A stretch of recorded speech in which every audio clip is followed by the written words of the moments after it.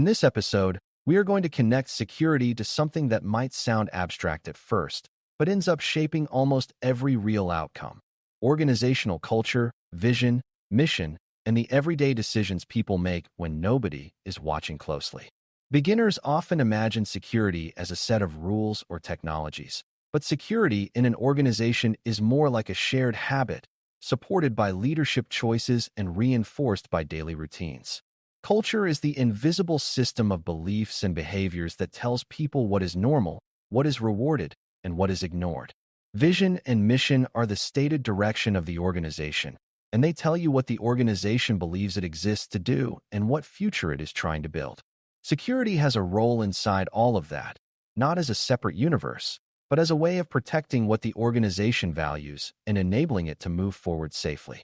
When you understand this role, you stop thinking of security as an add-on and start seeing it as part of how an organization stays trustworthy, resilient, and able to keep its promises. Before we continue, a quick note. This audio course is a companion to our Course Companion books. The first book is about the exam and provides detailed information on how to pass it best. The second book is a Kindle-only ebook that contains 1,000 flashcards that can be used on your mobile device or Kindle. Check them both out at cyberauthor.me in the Bare Metal Study Guide series. Start with the idea that culture is not posters on a wall or slogans in a handbook. Culture is what people do when they have to choose between speed and safety, convenience and control, or short-term wins and long-term stability. In a strong security culture, people notice risks earlier, ask better questions, and feel responsible for protecting information and systems, even if they are not security experts. In a weak security culture, people treat security as someone else's problem, work around controls, and hide mistakes instead of reporting them. This matters because many security incidents begin as small decisions, like reusing a password, skipping a verification step, or sharing information too freely. Those decisions are influenced by what people believe the organization truly cares about, which is often revealed by what leaders praise, punish, and prioritize. If leadership praises speed above all else and treats security concerns as obstacles, people learn that security is optional. If leadership treats security as part of quality and professionalism, people learn that security is part of doing the job well. Vision is a statement about where the organization is going, and security supports vision by protecting the ability to reach that future without being derailed by preventable harm. If an organization's vision involves customer trust, reliability, or innovation, security is a supporting pillar because trust and reliability collapse quickly when data is mishandled or systems are disrupted. Mission is more about what the organization does day to day to move toward the vision, and security supports mission by reducing unnecessary risk in the activities that create value. For example, if the mission includes delivering services, processing information, or building products, security helps ensure those activities can continue safely and predictably. A common misconception is that security only matters when something bad happens, like an attack, but the bigger reality is that security shapes whether the organization can operate with confidence. When security is aligned to vision and mission, it is easier to explain why certain controls exist because they are tied to protecting outcomes the organization already claims to care about. This alignment also changes how people respond because they can see security as supporting the purpose, not just enforcing rules. Now consider daily decisions, because daily decisions are where culture becomes real. Every day, people decide how carefully to handle information, how they respond to unusual requests, whether they report mistakes, and whether they follow processes that feel inconvenient. These are not dramatic moments, but they add up into a pattern that either strengthens or weakens security. Security's role in daily decisions is to make the safe choice easier, clearer, and more consistent with how people are rewarded. If a process is so slow or confusing that people routinely work around it, the organization is teaching them that the workaround is the real process. If reporting an error leads to punishment or embarrassment, people will hide errors, and hidden errors become bigger problems. That is why management matters. Leaders shape processes and incentives that guide daily behavior. Security, at a program level, is often about designing the environment so good decisions are the default and bad decisions feel unusual. This is less about telling people to be careful and more about building habits into the system. To establish security's role effectively, you need a clear story about what security is for, and that story must fit the organization's values. Security is about protecting confidentiality, integrity, and availability, but beginners should think of those ideas as practical promises.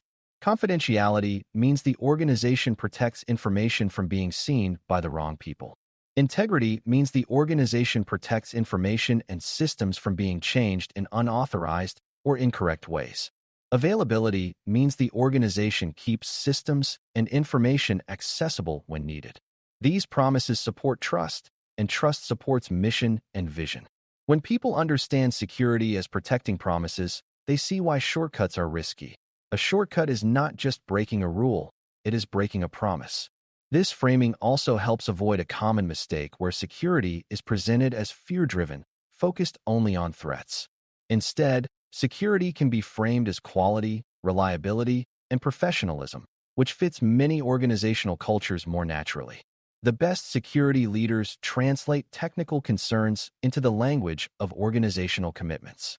Culture also shapes how people interpret authority and responsibility, which is crucial for security.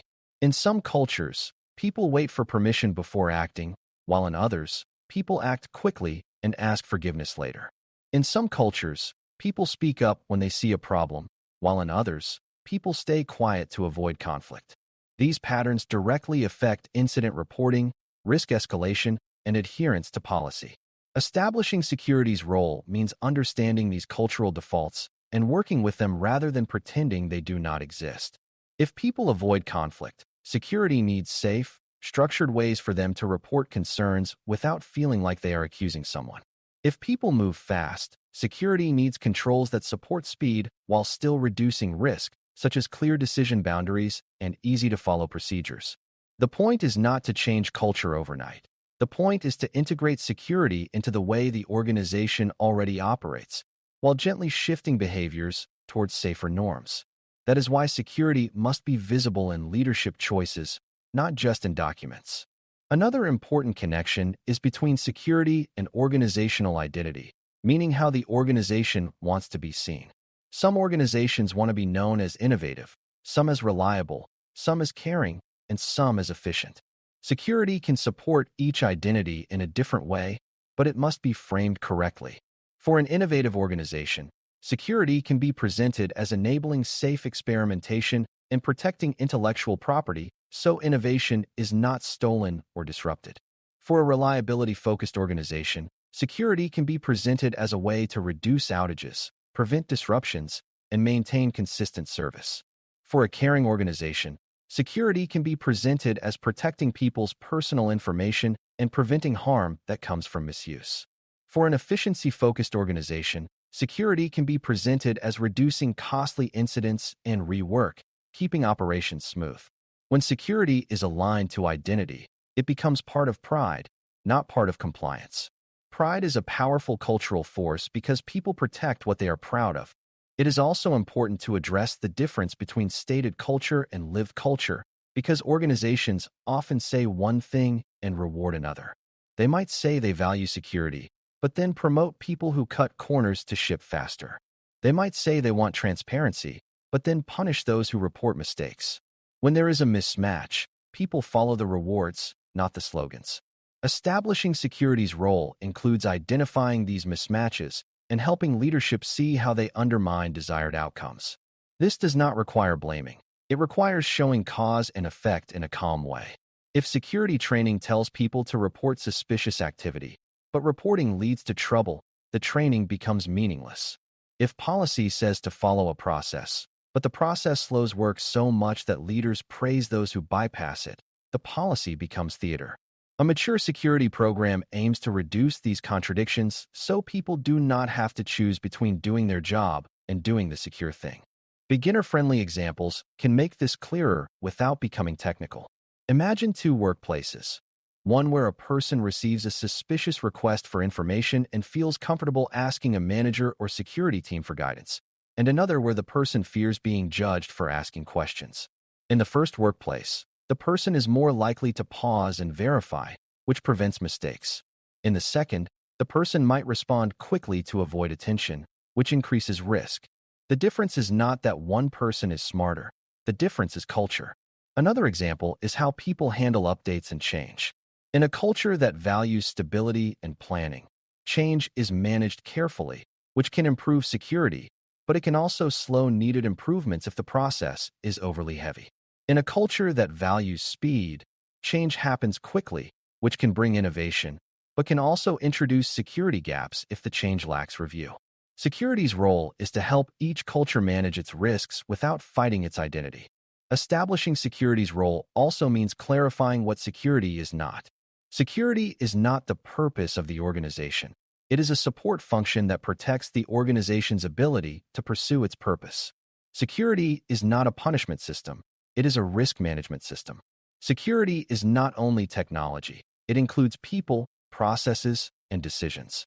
Security is not the enemy of productivity. It can actually protect productivity by reducing interruptions caused by incidents and by creating predictable ways to work safely. When beginners misunderstand security as a blocker, they assume the security program must always say no. But a mature view is that security helps the organization say yes safely, with clear boundaries and informed choices. This mindset shift is crucial for management because it changes how you communicate, how you prioritize, and how you design controls. Daily decisions are also shaped by clarity, which is why security needs to be understandable at the level people work. If policies are vague, people will fill the gap with guesses, and guesses will vary.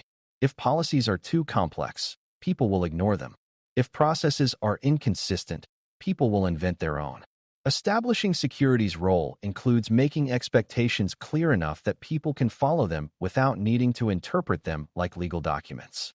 This is where security leadership connects strategy to behavior. You translate big ideas like confidentiality, integrity, and availability into specific, teachable behaviors that fit each role. You also support those behaviors with tools and processes that remove friction where possible. The goal is not perfect behavior. The goal is consistent improvement and a culture where security is normal. Normal is powerful because normal spreads through teams quietly, one decision at a time. Leadership influence is the final piece that ties culture, vision, mission, and daily decisions together. Leaders set tone through what they measure, what they reward, and what they tolerate. If leaders treat security incidents as learning opportunities rather than only blame opportunities, reporting improves and problems are found earlier. If leaders include security in planning rather than adding it at the end, security becomes part of how work is done, not an emergency brake.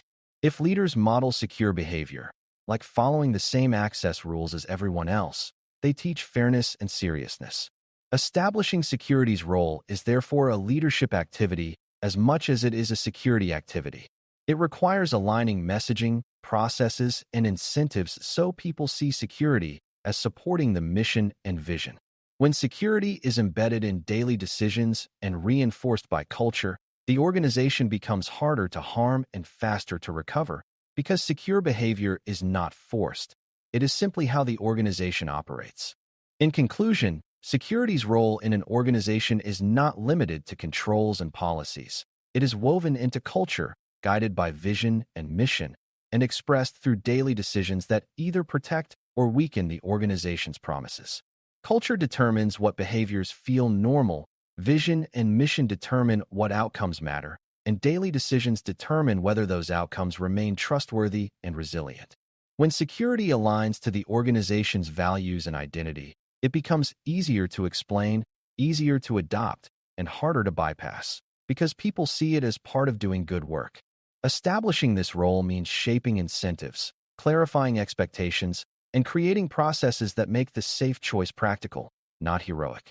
It also means recognizing mismatches between what an organization says it values and what it rewards, and helping leadership close those gaps without blame. When you can connect security to culture and purpose in a simple, consistent way, you build a foundation for every other part of the security management program, because people understand not just what to do, but why it matters. Thanks for listening. For more audio courses, daily newsletters, and more, please visit baremetalcyber.com.